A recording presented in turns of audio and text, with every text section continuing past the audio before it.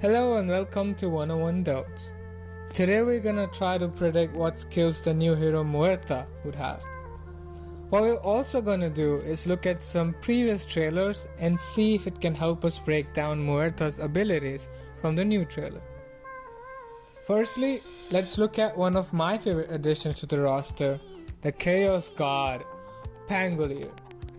If you go back to the trailer and watch it bit by bit, you'd see that they don't really show you much, but only a few moments where you can see some abilities.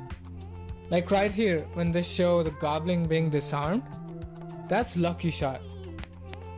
What throws me off a bit is when he cuts off the bristle spikes. It seems like that's some kind of like bonus backstep damage, like Ricky, or probably a break mechanic, but we don't really see either in the game. So I thought I'm reading too much into the trailer until when you actually go to the Dota 2 fandom and read the description. It says, artfully guiding his rapier between cracks in armor as he fends off attacks with his protective scales, which is literally again Lucky Shot that reduces armor. And finally, we all know that they do show his ultimate, the roll up, in the trailer itself. Next, we're gonna look at Monkey King. In the first scene itself, they show him jumping on trees, which is tree dance.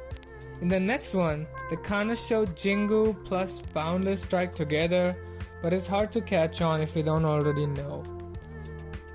And right there, they show Mischief. For the final feast, and of course, our favorite part is when they show Wukong's command, and he says he likes to be called King. From the trailer we can see a pattern. The ultimate is always shown in the end.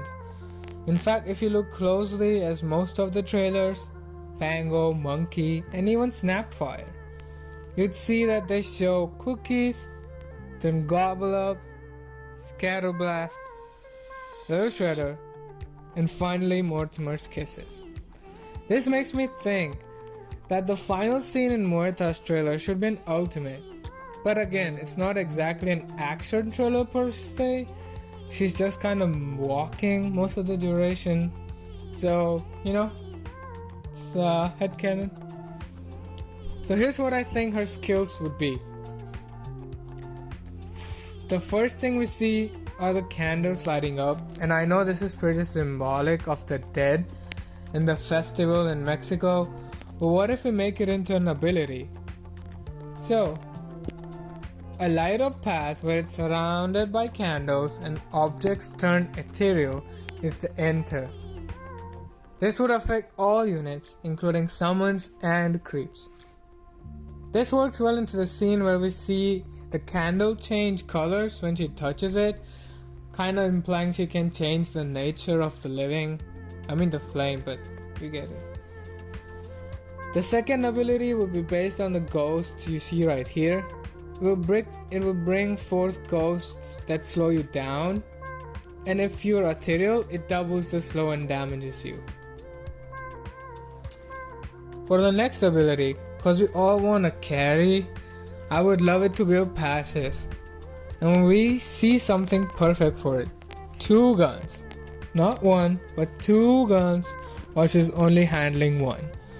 So what if it's something like a double barrel, where every 4th shot she would use her second gun. There's not much to it, she would just use the other gun, that's it, like boom boom, double shot. And we all know for the ultimate is an ability where she would turn into an ethereal form. I mean, we all want it to be that way. Let's call it Shapeshift. Shapeshift would cause her to... Wait a minute!